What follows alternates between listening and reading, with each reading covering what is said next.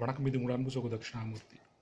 ஒரு மனைவி தன்னுடைய கணவர், சிறையில் இருக்கும் தன்னுடைய கணவர், ஜெயிலில் இருக்கும் தன்னுடைய கணவருக்கு ஒரு கடிதம் எழுதுகிறாங்க. அன்பு கணவரே, நீங்கள் உங்கள் பாட்டுக்கு தப்பு செஞ்சுட்டு ஜெயிலுக்கு போயிட்டீங்க.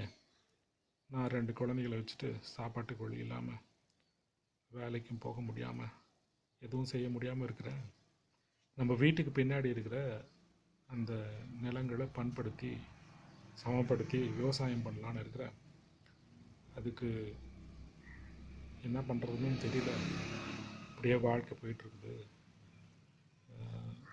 நீங்களும் உள்ளே இருக்கிறீங்க, அந்த நிலத்தை பண்படுத்தி விவசாயம் பண்ணாலும் அதுவும் முடியல அப்படின்னு சொல்லிட்டு ரொம்ப புலம்பி கடிதம் எழுதினாங்க. சிறையில் என்ன அப்படின்னா, முக்கியமான கைதிகளுக்கு வர அந்த கடிதங்களை பிரிக்காமல் அனுப்பிச்சிடுவாங்க. பட் கைதிக்கு அங்கேருந்து கைதி எதுனா ஒரு லெட்டர் எழுதி அனுப்புகிறாரு அப்படின்னா அதை பிரித்து படிக்கிறது வழக்கம். உடனுக்கு இந்த சிறை கைதி கடிதம் எழுதுகிறார். மனசு 2 குழந்தைகளோட மனைவி இப்படி தவிக்கிறது கேட்ட உடனே மனசு ஒரு மாதிரி ஆயிடுச்சு. இருந்தாலும் ஒரு கடிதம் எழுதுகிறார். தயவுசெய்து நீ வேறு எதுவும் பண்ணிடாதம்மா. பின்னாடி நான் கொள்ளையடிச்சு எல்லாத்தையும் பின்னாடி தான் ஒரு இடத்துல புதைச்சி வச்சுருக்கிறேன். நீ தோன்ற நிலத்தை பண்படுத்துன்ற பேரில் ஏன்னா தோண்டி அது எடுத்து அது யாருன்னா தெரிஞ்சு போச்சுன்னா ரொம்ப கஷ்டம். அதனால் அப்படிலாம் பண்ணாத அப்படின்னு சொல்லிட்டு கடிதம் எழுதி அனுப்பிச்சிருந்தார்.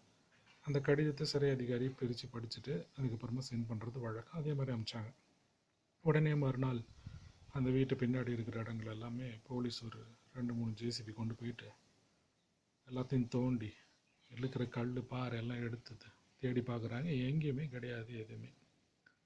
சரி, நம்ம ஏமாந்துட்டோம் அப்படின்னு நினச்சிட்டு அவங்களும் வந்துட்டாங்க. அதுக்கப்புறமா மறுபடியும் ஒரு நாள் கடிதம் எழுதுகிறாங்க.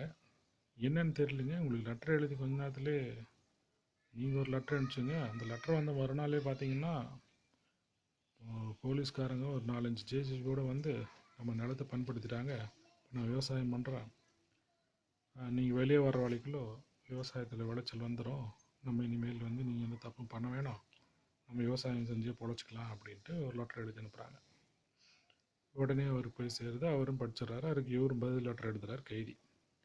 அது எனக்கு தெரியுமா, நானும் திருந்தி வாழணும்னு நினச்சி தான் இந்த ஒரு கடிதம் எழுதினேன். எப்படி நான் எழுதுகிற கடிதத்தை ஜெயில் அதிகாரிகள் பிரித்து பார்ப்பாங்க.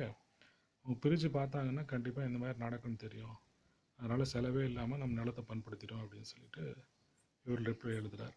அவர் எழுதின அந்த கடிதத்தை மறுபடியும் வாங்கி பார்க்குறாங்க. அதிர்ச்சி ஆகிடுறாங்க சிறை அதிகாரி. திருந்தி வாழணும்னு நினைக்கிறாங்க.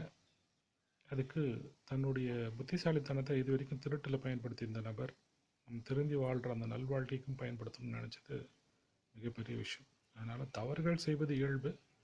தவறுகளிலிருந்து நாம் திருந்தி எப்படி வாழ்கிறோம் அப்படின்றதான் முக்கியம். தவறுகளிலிருந்து திருந்தி வாழாதவர்கள் வாழ்வதே வீண். தவறுகளிலிருந்து திருந்தி வாழுங்கள். வாழ்க்கை சிறக்கும். நன்றி.